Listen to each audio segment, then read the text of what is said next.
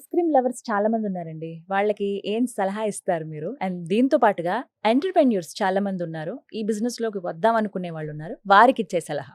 Very much clear. మీకు మంచి product, మంచి ఇంగ్రీడియెంట్స్‌తో చేసిన ప్రోడక్టు, ఆరోగ్యానికి ఎటువంటి ఇబ్బంది లేకుండా ఉండే ఐస్ క్రీమ్ కావాలంటే there is only option in the country.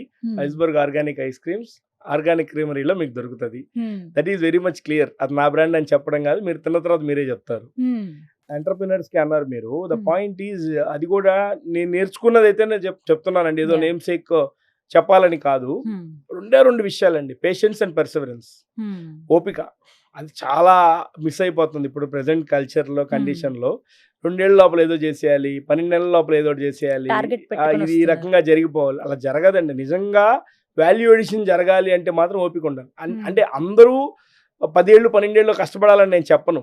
But పని నేర్చుకోండి, ఓపిక పట్టండి, దాని తగ్గట్టుగా చాకచక్యంగా పని చేస్తే ఆటోమేటిక్గా వస్తుంది.